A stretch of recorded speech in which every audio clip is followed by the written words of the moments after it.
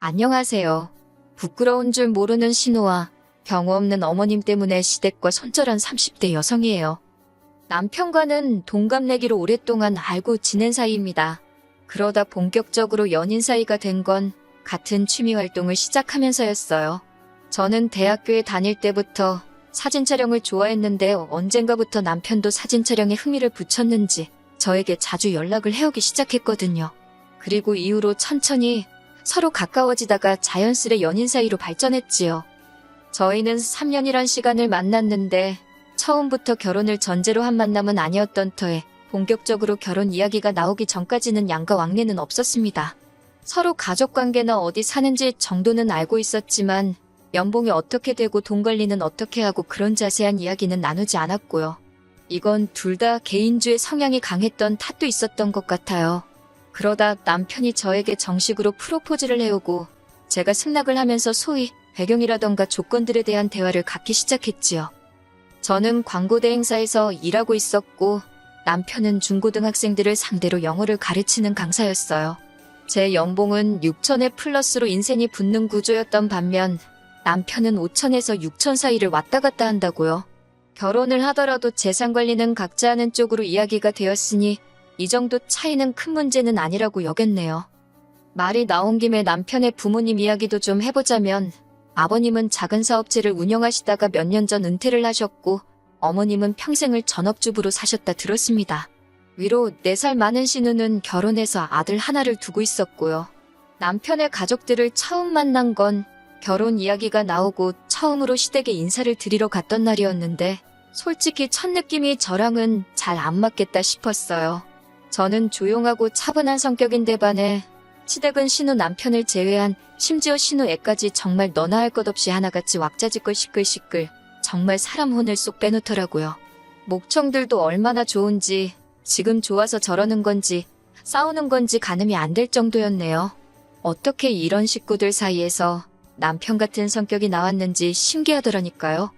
사실 이제 와서 말이지만 그날 어찌나 시댁 식구들끼리 웃고 떠들기에 바쁘던지 인사드리러 간 저는 안중에도 없는 느낌이었어요.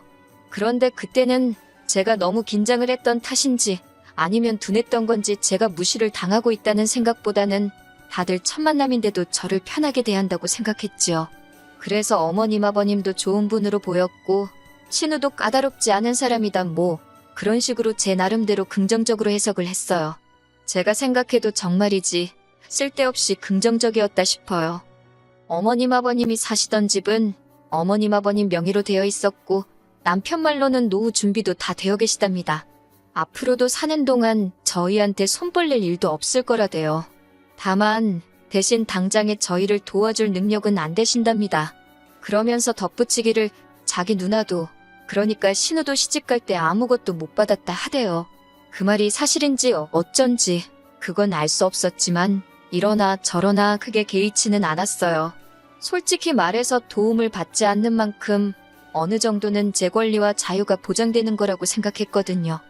한편 이 사정을 알게 되신 친정부모님께선 마침 세주던 집 계약도 끝나가고 하니 저희더러 그냥 그 집에 들어와서 살라셨어요.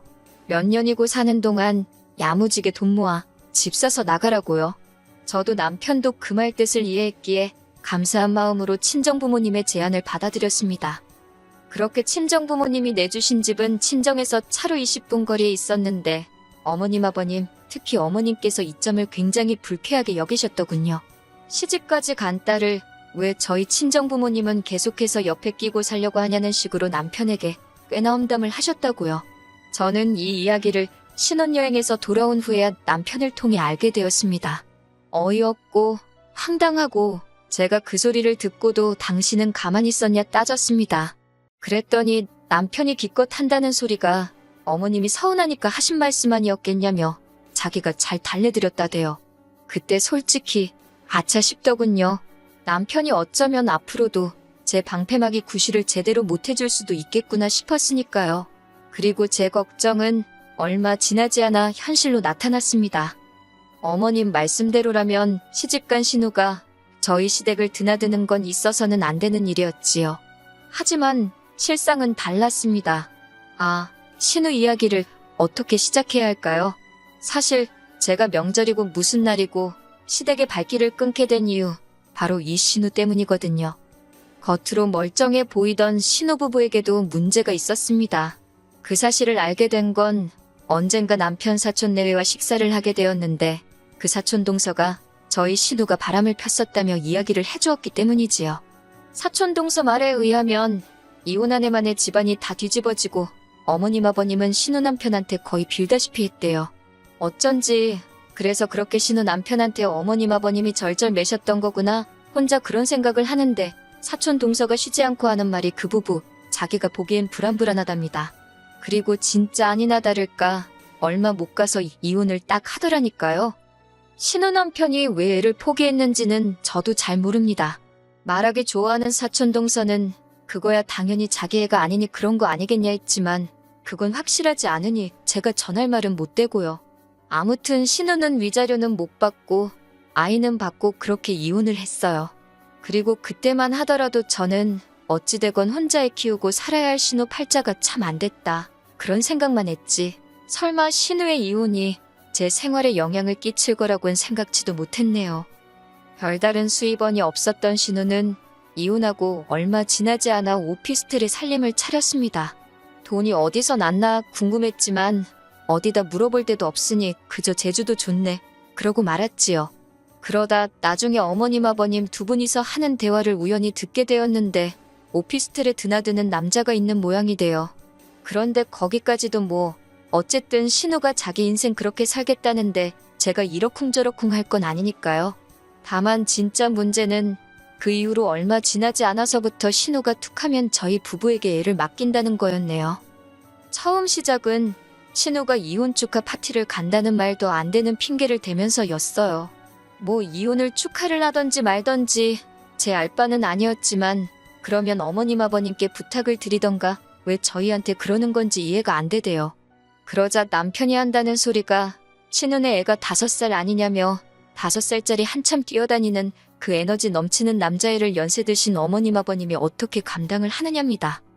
거기까지도 100번 양보해서 그래 처음이니까 하룻밤이니까라고 생각하며 어떻게든 이해해 주려고 했어요. 그런데 신우네 애가 저희 집에 있으니까 어머님 아버님도 당연하다는 듯 저희 집으로 오시는 거예요. 그렇게 신우가 애를 토요일 아침에 맡기고 어머님 아버님이 점심때 오시고 그 다음 날까지 계시다 가셨습니다. 거기다 아버님은 당신 속이 안 좋다고 바깥 음식은 못 드신다 해서 저 졸지에 하루 종일 부엌에서 점심하고 왜 간식하고 저녁하고 이튿날 아침에 자고 있는데 어머님이 저더러 일어나서 아침 준비하라고 안방까지 들어와서 깨우시고 이때는 진짜 여러 가지로 열받아 죽는 줄 알았지요. 결국 남편한테도 이따위로 할 거면 다신 신우에 여기 뭐 노게 하라고 다음엔 안 참는다고 했어요. 하지만 그럼에도 불구하고 신우는 걸핏하면 애를 앞세워서 저희 집을 찾았습니다. 허구한 날 있는 수력속 때문인지 애 밥 좀 챙겨달라며 저녁에 애를 저희 집에 맡기는 일이 다반사였어요. 게다가 신우가 시댁보다 저희 집에 더 가깝게 살고 있었으니 어머님 아버님한테 맡기라는 소리를 하기도 쉽지 않았고요. 급기야 신우의 애 봐달란 부탁이 거의 일주일에 한두 번꼴로 반복되기 시작했을 때는 도저히 참을 수가 없더라고요. 저는 남편더러 신우네 집에 당신이 직접 가서 애 봐주고 오라 했습니다. 사실 애만 어디 안 다치고 잘 있으면 되는 거잖아요. 그러니 남편더러 신우네 집에 가서 애를 봐주고 신우 오면 그때 집으로 오라고 했어요. 그랬더니 남편이 그럼 자기가 불편하네 어쩌네 궁시렁궁시렁 들은 척도 안 해줬습니다. 그랬더니 어쩐 일로 한동안 신우의 애 봐달란 소리가 쏙 들어가더군요. 그러다 작년 추석이었습니다. 사실 그건 신우한테 이래저래 당한 게 많다 보니 그 시기에는 더 이상 호락호락 당해주지 않겠다는 그런 투지로 불타오르고 있었어요. 하지만 동시에 어머님 아버님께 잘 보이고 싶은 마음이 있던 초보 며느리기도 했으니 무작정 제 뜻대로 할 수만도 없는 상황이었네요. 명절 하루 전 시댁에 도착해 어머님의 진두지 위아래 음식을 시작했습니다. 반면 남편은 TV 앞에서 뒹구적 신선 노름이 따로 없더라고요. 그 꼴이 어찌나 꼴보기 싫은지 송편이라도 빚으라 했어요. 그랬더니 대번에 어머님이 남자가 그런 거 하면 큰일을 못한다고요. 제 남편이지만 학원 강사가 큰일 무슨 큰일을 해요. 그렇다고 제가 제 남편을 깎아내리고 싶은 것도 아니고 이래저래 짜증나서 그냥 가서 TV나 보려 했습니다. 그리고 얼마 지나지 않아 신호가 왔더군요. 그래도 양심은 있나 보지. 내색은 안 했지만 그런 생각을 하고 있는데 얼씨구 기껏 한다는 말이 가관이었습니다. 자기는 연휴 내내 친구랑 호텔에서 쉬기로 했다나요. 자기는 뭐 시댁도 없고 자유의 몸이라나 어쩐다나 그러면서 한다는 소리가 연휴 동안 자기 애 좀 잘 봐달랍니다. 그래도 그때까지는 어머님 아버님도 계시고 남편도 있겠다. 제가 뭐 애를 혼자 봐야 하는 상황도 아니었고 그러니 화는 안 났어요. 좀 귀찮아지겠네. 딱 그 정도로 생각만 했죠. 사실 시댁이 신우한테는 친정이고 친정에 애 맡기겠다는데 며느리인 제가 뭐라고 하겠어요? 그냥 별꼴이라고 생각만 했지요. 그렇게 어머님은 어머님대로 주방에서 일을 하시고 저는 저대로 주방과 베란다를 오가며 열심히 전을 부치고 있었어요. 아버님하고 남편은 아까부터 TV 앞에 정말 누가 본드로 붙여놓기라도 한 건지 딱 붙어 앉아서는 낄낄깔깔대느라 정신이 없더군요. 게다가 애는 애대로 여기저기 어지간히 뛰어다니는데 아무도 신경을 안 쓰는 거예요. 가뜩이나 어머님 아버님 댁에 화분도 많고 모서리 뾰족한 가구들도 많은데 결국 보다 못한 제가 남편더러 애 좀 보라고 했어요. 그러다 애 다치기라도 하면 어쩔 거냐고요. 그러니 또 이번에도 대번에 어머님이 하신다는 소리가 그러면 저더러 애를 업으랍니다. 순간 그 소리를 듣는데 진짜 짜증이 나서 지금 전 부치는데 애를 어떻게 업냐고 받아쳐버렸어요. 스스로 소리 안 지른 게 용하다 싶을 만큼 간신히 화를 삼켰다니까요. 그리고 그렇게 제가 제발 애 좀 보라 해도 아버님이고 남편이고 들은 척도 안 하더니 기어이 일이 벌어졌습니다. 한참 전 부치느라 정신이 없는데 어디서 갑자기 빽하고 애우는 소리가 들리는 거예요. 보니까 아버님 방 서랍장 위에 젤린가 뭔가 그런 게 있으니 애가 의자를 밟고 올라섰다가 떨어졌나 보더군요. 애를 안아드니 뒤통수에 혹이 올라오는 것처럼 붓는 것 같고 애는 자지러지게 울고 아주 난리가 났었지요. 결국 급한 대로 남편 차로 애를 데리고 집 근처의 가장 큰 병원으로 향했습니다. 병원에 도착해 혹시 모르니 사진을 찍어보자 해서 엑스레이도 찍었고요. 다행히 결과는 괜찮다고 어디 금가고 그런 건 아니라 하대요. 그렇게 집으로 애를 데려왔고 얼마 지나지 않아 신우가 왔습니다. 어찌됐건 신우 자식이니 어머님이든 남편이든 누가 됐건 연락을 한 거겠지요. 그런데 신우가 씩씩거리더니 다짜고짜 저한테 언성을 높였습니다. 저더러 애 안 보고 뭐 했냐고요? 어처구니가 없어서 지금 무슨 소리를 하는 거냐니까 자기가 애 잘 부탁한다 하지 않았냐고.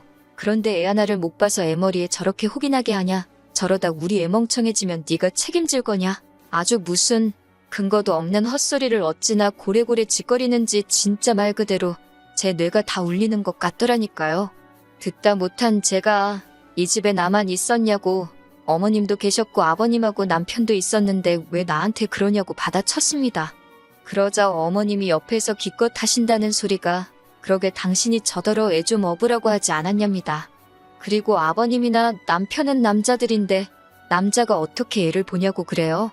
아니야 하는 일 없이 저 앉아가지고 TV는 1시간이고 2시간이고 잘만 보더만 자기 손자이자 조카인 애 하나를 못 본다는 게 말이 되나요? 어머님의 말씀에 신우는 더 기세등등해서는 저더러 피해보상을 하랍니다. 애 지능검사도 해봐야 되고 애가 놀랐을 테니 무슨 심리상담도 받아보게 해야겠다면서 열받은 제가 아주 자식 가지고 장사를 하려드네 그래버렸어요. 요새는 자식 앞세워서 동냥하는 방법도 가지가지라고요. 그랬더니 신우가 진짜 미친 엑스마냥 날뛰기 시작했습니다. 저더러 손윗 사람한테 말하는 싸가지 좀 보라며 죄송하다고 사과를 해도 봐줄까 말깐데 그러더니 손윗 시누이가 낳은 애니까 설 또 저보다 위인 거 모르냐고 그래요. 시조카가 저보다 집안에서 높은 사람이니까 지금 제가 엄청난 실수를 저지른 거라고요. 내가 무슨 부귀영화를 누린다고 이 헛소리를 듣고 앉았냐 싶어서 짓걸려대는 신우를 반쯤 무시하며 반찬통에 제가 만든 전이며 반찬들을 챙겼습니다. 그리고는 신우더러 그렇게 귀한 자식 새끼면 네가 옆에 제대로 끼고 키우라고 뻑하면 술 처먹으러 가느라 남의 손에 맡기는 주제에 잘도 짓거린다고 저도 그냥 속에 있던 말 다 퍼부어버렸어요.